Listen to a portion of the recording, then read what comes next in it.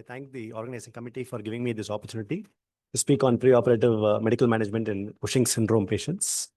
As we know that Cushing's syndrome people are having an increased tendency for venous thromboembolism to occur, and we have to take an informed decision on whether we want to use venous thromboembolic prophylaxis or not, based on various patterns which we are going to see. And the patients are going to have metabolic derangements like diabetes, hypertension, dyslipidemia, along with an increased risk of venous thromboembolism and increased propensity to develop immunocompromised states and infections. So Cushing syndrome is as such a prothrombotic state, and there are altering factors of the coagulation cascade that occurs, along with derangements in regulators of fibrinolysis and platelet function, like factor 8, fibrinogen, von Willebrand factor being a very important factor that is deranged, leading to this increased prothrombotic state. Biochemically or in blood samples, we'll see that there is a shortening of the APTT, and there is also a compensatory increase in coagulation inhibitors that is going to be noted. Along with this, there is chronic endothelial damage, atherosclerosis, and associated obesity, diabetes, and hypertension that may also contribute to thrombogenesis. And this abnormal coagulation parameters are not always present in all patients of Cushing syndrome cases, and they do not correlate with the degree of the hypercortisolemia as such that is going to be noted in these patients. So in general, the risk of venous thromboembolism is around 18 times higher than in the general population, and the venous thromboembolism rates is increased in the postoperative period by up to 20%. This is usually seen within 1 year of diagnosis and within 2 to 3 months post-surgery. That's the period that we are seeing. Other than the disease as such being responsible for increased venous thromboembolism risk, surgery is also a factor, and the acute cortisol drop that can occur following surgery is also implicated as a factor. Along with the sudden anti-inflammatory action of glucocorticoids dropping will lead to a further procoagulant state. Some studies have shown that bilateral adrenalectomy has been associated with a higher incidence of developing of venous thromboembolism, but whether it is because it is a bilateral disease per se, or is it because of the severe form of Cushing syndrome that can occur during that period, or whether if it is associated with malignancy as a factor individually is not known. So is there a recommendation that we have to give venous thromboembolic prophylaxis for all patients? Is no, there is no direct recommendation that has been given by the Endocrine Society. They're saying that you have to choose to give anticoagulation to those patients in whom there is already a history of venous thromboembolism. They are having thrombophilic states, when the patient is having severe hypercortisolism, where the patient has been using any hormonal pills like use of estrogen or testosterone, or prolonged preoperative or postoperative hospitalization is anticipated in those patients, and you're expecting it to be, say, from Cushing's disease, and the surgery might be incomplete, so high postoperative cortisol levels are still noted, and glucocorticoid over replacement is anticipated in those patients, then you have to consider for anticoagulation. Other than this, not a direct indication, but relative, is when there is active cancer, smoking, or prolonged immobilization in older age, you may have to consider prophylaxis. The most common drugs that we use are low molecular weight heparin, fondaparinol, and direct oral anticoagulants that we can use. Aspirin and warfarin are usually not indicated for venous thromboembolic prophylaxis. And when do you want to ideally time it? Is at least 24 to 48 hours before surgery. And then you stop for a period of 1 day at least, depending on the drug that you choose. And you may want to continue it for a period of at least anywhere ranging from 1 week to 6 weeks, the ideal period being 2 to 4 weeks. A longer regimen of, say, 2 to 3 months may also be required in cases of bilateral adrenalectomy has been done. And we can also use prophylactic stockings, and early mobilization and intermittent compression devices will be recommended during the postoperative period. So the drugs most commonly used are low molecular weight heparin, given as subcutaneous. Unfractionated heparin can be given subcutaneous twice daily, at least 5,000 units can be given. Factor 10A inhibitor, fondaparinol, can be given subcutaneously, and it can be used in patients in whom heparin-induced thrombocytopenia can be anticipated. And when there is severe renal impairment, fondaparinol should be avoided. Direct anticoagulants like rivaroxaban, dabigatran, and apixaban can also be used. the thing that we need to keep in mind is not just the venous thromboembolism, but the other drugs that you might want to give to control your hypercortisolemia, like your ketoconazole or levoketoconazole. And when they are used in combination, they may increase the levels of these drugs.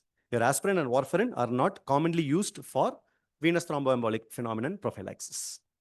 Right. So how do we assess whether this patient is going to have this risk of developing a venous thromboembolism is by using a risk assessment model. This was designed in the year 2015 and published in 2016. It was done in 1,100 patients in Italy, and where they found out independent risk factors like age, when more than 69 years of age, when the patient is having an acute severe infection or sepsis, when the patient is having reduced mobility, which might be due to either their morbid obesity, or which might be due to osteoporotic fracture, or they are predominantly bedridden. A high midnight cortisol level that is more than 3.15 times the upper limit of normal. A very shortened APTT, and the patient gives a history of previous cardiac events. The risk stratification was done based on the scores that were developed for Cushing's syndrome. And when the score was 3 and above, they found that 85% of those patients were to develop a venous thromboembolism. So definitely with this score, they will be able to gauge whether this patient will require will require prophylaxis or not. Other than this, we know that the cardiovascular system is bound to be compromised in these patients. And when there is hypercortisolism, there's increased cardiovascular risk, and associated insulin resistance and diabetes is going to lead to increased visceral fat accumulation and increased lipolysis and free fatty acids. And this will further lead to atherosclerosis, worsening of the cardiovascular condition. The patient biochemically can have hypokalemia and increased QT levels, and cardiac arrhythmias may also occur. An echocardiogram and stress testing is needed in asymptomatic patients with Cushing's syndrome. Aspirin, though not useful as for deep vein thrombosis, can be used for secondary prevention of cardiovascular events. And for the dyslipidemia, we may give statins as well.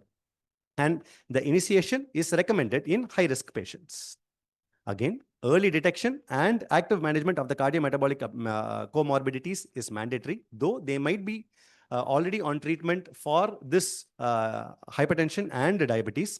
The treatment is usually not optimized in view of this hyperproduction, and it needs to be optimally controlled because the hazard ratios for developing an MI or a stroke is higher by 3.7 and 2 times when compared to a general population. The drugs most commonly used are mineralocorticoid antagonist, because this indirectly helps you control the hypokalemia as well.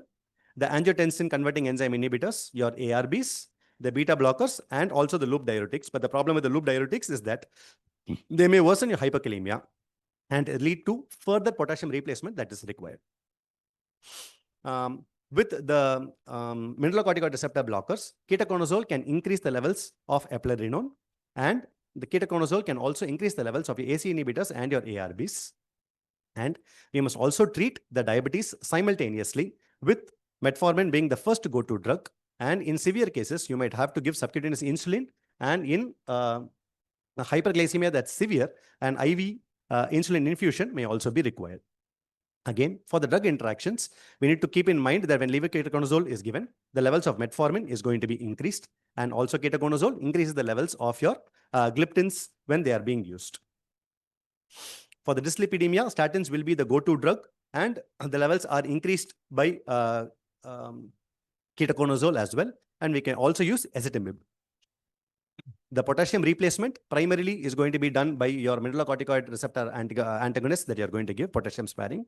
And then you may want to give oral supplements, and in certain circumstances, IV should also be given. Other than the metabolic derangements, immunosuppression is something that we have to keep in mind, where the patient can develop both typical as well as opportunistic bacterial, viral, or fungal infections. The incidence is highest during active hypercortisolism and the first 3 months after surgery, and the patients can have urinary tract infections, skin, soft tissue infections, pneumonia, and sepsis, the most dangerous of which is going to be your pneumocystis jirovecii pneumonia. Rare but life-threatening, and it's usually in the immediate post-operative period that we are going to see this. The pathophysiology defined for this is the immune reconstitution syndrome, where the body tries a vigorous response at the lung level in the immunocompromised state, and the patient can have substantial hypoxia, dyspnea, fever, and ground glass opacities on the CT. with the COVID-19 phenomenon that has occurred, they may be coexisting SARS-CoV ground glass opacities that you're seeing. It could be a hiding of the pneumocystis jirovecii pneumonia as well. So absolute thought in the back of the mind should be present to not miss this. The treatment is usually with cotrimoxazole, sulfamethoxazole, and trimethoprim, and it is usually given in combination with prednisolone, and especially in those in the urinary free cortisol levels that is greater than 20 times the upper limit of normal, the incidence of pneumocystis jirovecii pneumonia is higher, and it should be continued for a period of at least 2 weeks. The side effects of these drugs should also be kept in mind, and especially when given in concurrence with ketoconazole as well. Also, the most important point is you can look for influenza and herpes zoster infections that may occur in this immunocompromised state. And please keep in mind that live vaccines should not be administered in these patients.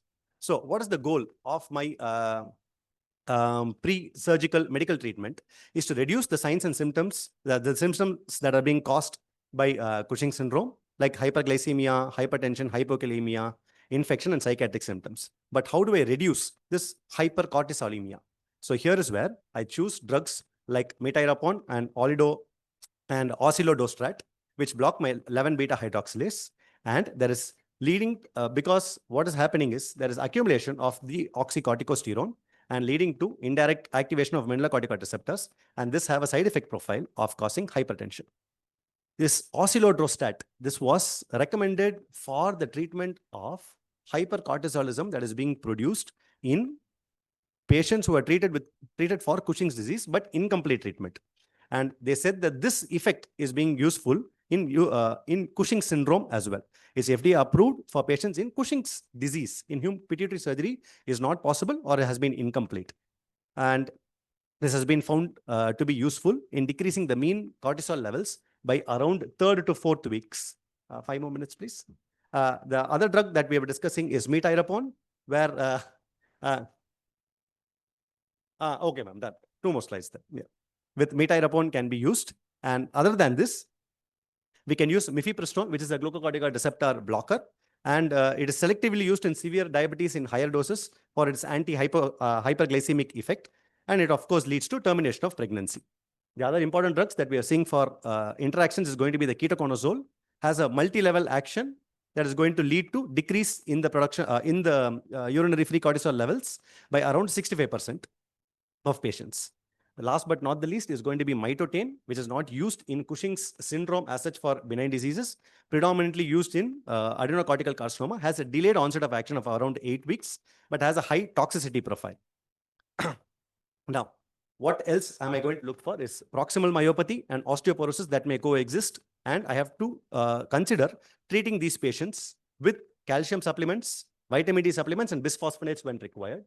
So the largest database of Cushing syndrome is from the European Registry of Cushing syndrome, ERCUSYN, where they said that preoperative medical management in Cushing syndrome, whether it was directly useful or not, they found in one study in 2018 that those who were treated with medical management had a postoperatively less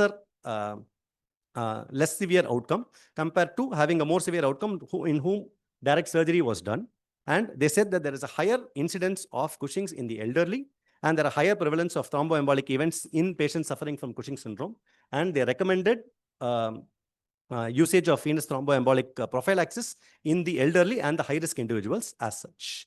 So before we conclude, we take the patient up for surgery. So we have to see that whether the hypertension has been controlled, the electrolyte imbalance has been taken care of, the anesthetist has been informed for the difficult airway if there is any, whether we have taken care of prophylaxis that is required, whether the hyperglycemia has been controlled and the hypercoagulation state has been controlled or not, and then we take up for surgery. Saying a thank you from